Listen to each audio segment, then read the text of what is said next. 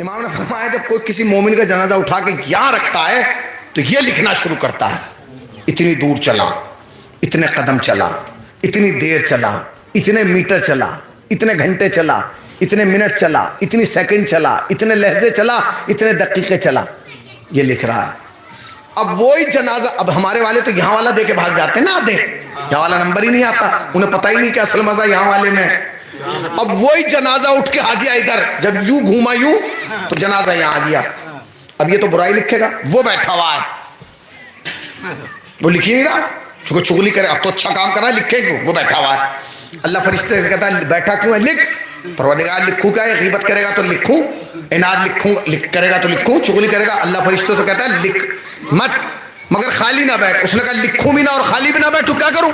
کہا تو جب تک جنازہ کاندھے پہ ہے نا تو جو کچھ تو نے اب تک لکھا ہے وہ سارا مٹانا شروع کر دے۔ پتہ نہیں کہاں بیٹھے ہیں آپ، صلوات پڑھیں نا پر محمد و آل محمد پاک۔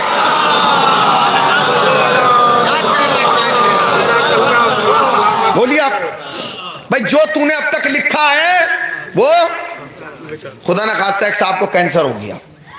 اچھا ہر آدمی کو پتا ہے کہ گھر والے نے کیا لکھا ہے، مولوی صاحب یہ ڈھکی، کسی کو نہ پتا ہو محلے میں، خاندان میں، گھر میں، اسے پرسنلی طور پہ معلوم ہے کہ اس نے کیا لکھا ہوا ہے۔ یہاں والے کا پتا ہو نہ ہو، یہاں والے کو سب کو پتا ہے کہ اس نے کیا لکھا ہوا ہے۔ کینسر ہو گیا، ڈاکٹر کے پاس گئے، کہا جی 8 لاکھ کا خرچہ ہے۔ اب اسے خبر ملی کہ ایران نے بڑی ترقی کر لی، ڈرون بنا دیے، وہ بنا دیے، ایک ربڑ بنائی ہے ایران نے، ریزر، اس کی قیمت رکھی ہے 5 لاکھ روپے۔ 5 لاکھ روپے محلے میں تو 5 روپے کی بکتی ہے، نہیں، 5 لاکھ روپے کی وہ ہے جو اعمال نامہ اعمال میں کریکشن کر سکتی ہے، جو کچھ لکھا ہے وہ تم مٹوا سکتے ہو اس ربڑ سے۔ تو جیسے ہی پتہ چلے گا نا کینسر ہو گیا، کڈنی فیل ہو گئی، بچوں کو بلا کے کہا بیٹے علاج بعد میں کر، وہ ربڑ منگا لے، کیونکہ اب ٹائم اتنا نہیں ہے۔ مگر ایسی کوئی ربڑ بنی نہیں ہے، مگر وہ اللہ نے ربڑ بغیر پیسہ خرچ کیے جنازے میں فٹ کر دی کہ اگر تم چاہتے ہو کہ تمہارے نامہ اعمال میں جو الٹا سیدھا لکھا گیا ہے وہ صحیح ہو جائے تو بس کوشش کرو کہ جنازہ اس کاندھے پہ رکھو۔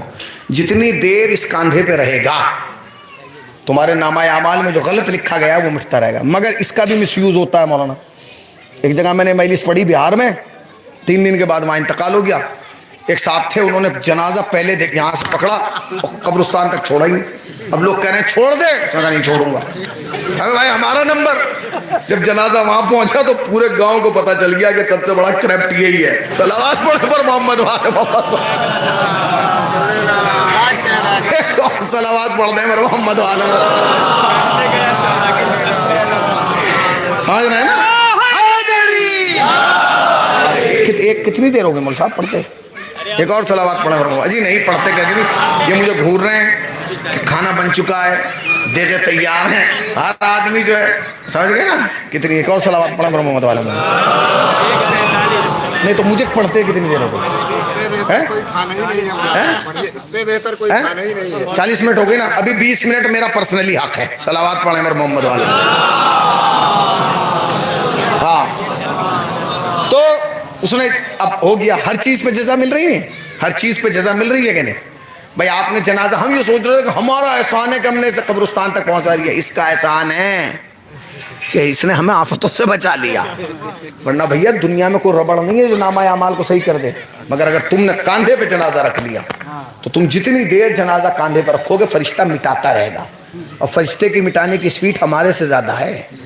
لکھنے میں تو فرشتہ جو ہے وہ سست ہے، روایات کے اندر ملتا ہے، لکھنے میں سست ہے، مٹانے میں سپیڈ ہے اس کی، کیونکہ جب وہ مسائل کا تو اب روایات میں ہے، میں اپنی طرف سے تو نہیں کہہ رہا ہوں، جب کوئی مومن کوئی گناہ کرتا ہے نا، کرنے کے لیے چلتا ہے، فرشتہ قلم اٹھاتا ہے، لکھ لو، ابھی تو سوچ ہی رہا ہے، لکھ کیا تھوڑا ہی، رک جاؤ، اب وہ کر لیتا ہے، پروردگار اب لکھ لو، ابے ابھی تو کیا، ابھی کیا پتا توبہ کر لے، پروردگار اب تو 1 گھنٹہ، اب یہ 1 ہی گھنٹہ ہوا ہے، کر لے گا توبہ، تو اس کو مہلت دی جاتی ہے۔ مگر مٹانے والے میں نہیں ہے، مٹانے میں تو جتنی سپیڈ سے مٹا سکے مٹا دے۔ اب ہو گیا جی، ہر چیز کی جزا بتا دی میں نے آپ کو، یاد ہو گئی آپ کو؟ بولیے، اطلاع سے لے کے جنازہ اٹھانے تک ہر چیز کی جزا ہے۔ اب آ گیا مردہ، قبرستان میں رکھ دیا،